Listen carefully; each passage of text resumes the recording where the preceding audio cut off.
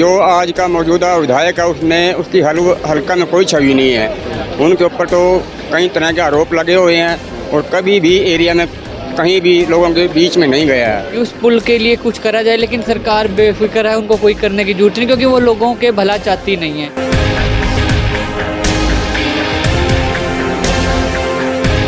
वो लोगों के लिए काम करना ही नहीं चाहते।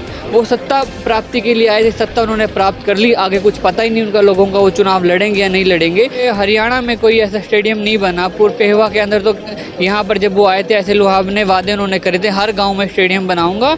यहाँ स्टेडियम तो आप छोड़िए, जो पहले थे उनको ही खत्म कर दिया जा चुका है, कब्जे हो रहे हैं उनके ऊपर।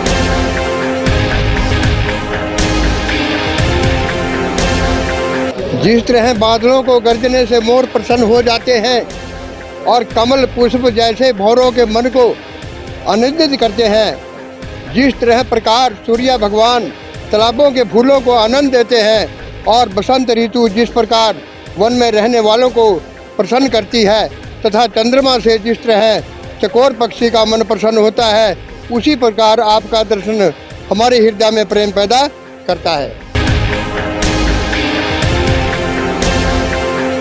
हम स्वामी ओमकार जी को तहे दिल से चाहते हैं। नमस्कार दोस्तों, मेरे साथ स्वामी ओमकार जी है और आज इस्माइलाबाद में कार्यालय का उद्घाटन किया है और मिशन 2024 की शुरुआत स्वामी जी ने पहले ही कर दी थी, तो आज पहला कार्यालय का आज उद्घाटन किया। जी स्वागत है आपका दायर में। धन्यवाद जी। स्वामी जी आज कार्यालय का उद्घाटन कर दिया, तो क्या कुछ कितनी तैयारियां हैं? देखिए, तैयारी मेरी शुरू से ही है, मैंने आपको बताया, क्योंकि जनता का मुझे शुरू से साथ है, तो जनता को लेकर मेरी तैयारियां हरदम चल रही हैं और बहुत अच्छा रिस्पांस मिल रहा है, लोगों में उत्साह है और बहुत प्रेम देने आपके सामने लोग आ रहे हैं यहाँ पे। तो स्वामी जी लगातार आप चुनाव प्रचार में उतर चुके हैं, कितने गाँव कवर कर रहे हो, किस तरह से लोगों को मिल रहे हो? देखिए, मेरा डेली का रूटीन रहता है शुरू से, मैं हर रोज़ कई गाँव के दौरे कर रहा हूँ, अपने परिवार के लोगों से मिल रहा हूँ, जिनकी लोगों की वजह से ही मैं आज लोगों के बीच में खड़ा, क्योंकि वो आशीर्वाद देते हैं, उत्साह देते हैं, तभी मैं आगे चल पाता। तो उन लोगों का बड़ा साथ मिला है। मैं लगातार कई गांव के दौरे दिन रात कर रहा हूँ। जी स्वामी जी, अगर पेहवा विधानसभा की बात करें तो खुद पेहवा में एक पुल है जो बंद है, अब उसके कारण बहुत सारे लोग तंग हो रहे हैं, तो उसके लिए कुछ आवाज़ उठाओ। देखिए, मैंने पहले भी सोशल मीडिया के माध्यम से, आपके माध्यम से भी आवाज़ उठाई, प्रिंट मीडिया के माध्यम से आवाज़ उठाई है कि उस पुल के लिए कुछ करा जाए, लेकिन सरकार बेफिक्र है, उनको कोई करने की जरूरत नहीं, क्योंकि वो लोगों के भला चाहती नहीं है। मैं आपको पहले भी कह चुका हूँ, क्योंकि आप इस्माइलाबाद के अंदर आज आए हैं, यहाँ ऑफिस खोला होगा आपने, सड़कें यहाँ पे इतनी देखी हैं, इतनी साफ़ सड़कें यहाँ मिलेंगी।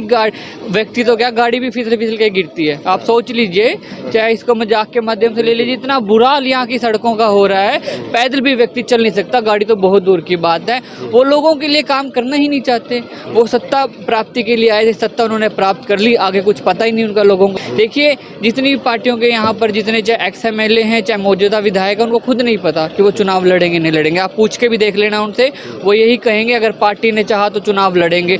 मैं जनता के साथ खड़ा हूँ, जनता के ऊपर मैं चुनाव लड़ रहा हूँ और मैं कह रहा हूँ मैं चुनाव लड़ूंगा, लोगों के बीच में लड़ूंगा, लोगों के काम करूंगा। उन्होंने चुनाव लड़ने नहीं है, उन्होंने सत्ता एक बार प्राप्त करनी थी और जो कुछ यहाँ से लेना था वो ले चुके हैं, इसलिए वो काम कर नहीं रहे। स्वामी जी, पेहवा को मंत्रालय भी मिला था, खेल मंत्री रहे हैं संदीप सिंह, उसके बावजूद भी कोई खेलों में अच्छा कोई बड़ा मेडल लेके आए हो, कोई अच्छा स्टेडियम बनाया हो पेहवा के? मैं आप अकेले पेहवा, पूरे हरियाणा में कोई ऐसा स्टेडियम नहीं बना। पूर्व पेहवा के अंदर तो यहाँ पर जब वो आए थे ऐसे लुहावने वादे उन्होंने करे थे, हर गांव में स्टेडियम बनाऊंगा। यहाँ स्टेडियम तो आप छोड़िए, जो पहले थे उनको ही खत्म कर दिया जा चुका है, कब्जे हो रहे हैं उनके ऊपर। तो आप गाँव में जा रहे हो, तो कभी ये भी सुना है कि मंत्री भी इस गाँव में आए थे? नहीं, आप यहाँ तमाम सी जनता पूरे पेहवा हल्के की आई हुई है, आप लोग जानिए, यहाँ पर कभी कहीं किसी के उसके अंदर नहीं जाते, क्योंकि मैंने आपको पहले ही बताया, वो सिर्फ सत्ता प्राप्ति के लिए आए थे, लोगों के सुख दुख के अंदर रहने के लिए नहीं, उनके काम करने के लिए वो राजनीति में नहीं आए। जी, और जब से एक ये आरोप लगे हैं खेल मंत्री पे, मंत्रालय तो चला गया है, लेकिन उसके बावजूद भी अब भी कोई कहीं दिखाई नहीं दे रहे। नहीं, हल्के में वो दिखाई देते नहीं, किस तरीके से दिखाई देंगे? वो आप खुद सोचिए, अगर कोई किसी का काम करा हो, समाज के लिए कुछ काम करा तो वो हल्के में दिखाई देंगे। कोई काम करे नहीं, हल्के में काम करने के लिए काम करेंगे तभी दिखाई देंगे वो। आप क्या कुछ संदेश हल्का वासियों को देना चाहोगे? देखिए, मैं सभी हल्का वासियों को यही संदेश देना चाहूँगा कि मैं लगातार 7-8 सालों से आप लोगों के साथ मिलकर मेहनत कर रहा हूँ और आप लोगों के लिए मेहनत कर रहा हूँ और आप लोगों को साथ लेकर चुनाव लड़ूंगा और आप लोगों के लिए कार्य करूँगा। तो आप बढ़ चढ़ कर मेरा साथ दें। और मैं युवाओं को भी कहना चाहता हूँ, अगर आप पेहवा के अंदर कुछ देखना चाहते हैं, इस्माइलाबाद के अंदर कुछ नई चीज़ देखना चाहते हैं, नया पेहवा बनाना चाहते हैं, तो आप मेरा साथ दो। मैं आपके लिए दिन रात मेहनत करूँगा। मुझे सिर्फ आपके साथ की ज़रूरत है। जी धन्यवाद स्वामी जी। क्या कुछ कहेंगे स्वामी जी के बारे में? आप कहाँ से आए हो पहले? मेरा गांव बीबीपुरा जी। हाँ जी, हम स्वामी जी के साथ हैं। स्वामी जी के जो भी आदेश देंगे उस पर खरे उतरेंगे। क्या कुछ कहेंगे स्वामी जी ने जो बातें आपने सुनी? स्वामी जी ने जो बातें कही हैं बहुत अच्छी कही हैं और यहाँ पर कोई कार्य नहीं हो रहा है सरकार की तरफ से। हमारे तो हम अभी आ रहे थे तो सारी की सारी सड़क टूटी। पैदल चलने का भी रास्ता नहीं है। अगर पैदल भी चलना होता है तो ऊपर से कहीं से घूम के आना पड़ता है। सीधा कोई रास्ता नहीं है जी। यहाँ से वहाँ तक जाने का और वहाँ से यहाँ तक आने अब चुनाव नजदीक है, 24 की तैयारियां हैं, तो क्या कुछ? का। हम संदीप सिंह के साथ हैं और तन मन धन से साथ हैं और हमने एक कागज भी लिखा हुआ है, आप पढ़ के भी सुना सकते हैं।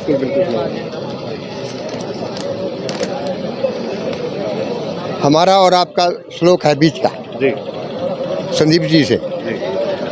जिस तरह बादलों को गरजने से मोर प्रसन्न हो जाते हैं और कमल पुष्प जैसे भौरों के मन को आनंदित करते हैं, जिस तरह प्रकार सूर्य भगवान तालाबों के फूलों को आनंद देते हैं और बसंत ऋतु जिस प्रकार वन में रहने वालों को प्रसन्न करती है, तथा चंद्रमा से जिस तरह चकोर पक्षी का मन प्रसन्न होता है, उसी प्रकार आपका दर्शन हमारे हृदय में प्रेम पैदा करता है।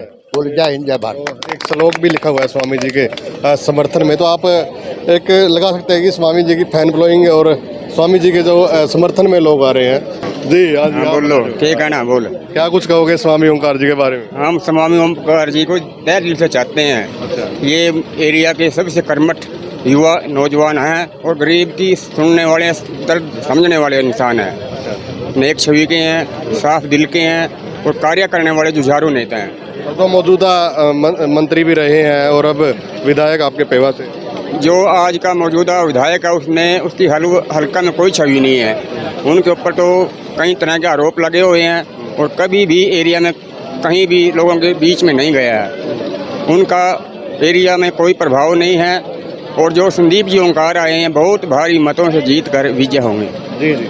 तो भाई समर्थक आप देख सकते हैं और आप, क्योंकि एक बैठक आज बुलाई गई है क्योंकि कार्यालय का उद्घाटन है इस्माइलाबाद में, और देख सकते हैं आपकी पब्लिक स्वामी का साथ देने के लिए यहाँ पे पहुँची हुई है और स्वामी जी सभी से मिल भी रहे हैं। तो एक कार्यकर्ता बैठक आज बुलाई गई थी जिसमें मिशन 2024 की रूपरेखा को तैयार किया गया है और एक ताल ठोक दी गई है। कार्यालय का उद्घाटन आज इस्माइलाबाद में स्वामी ओंकार जी का हो चुका है।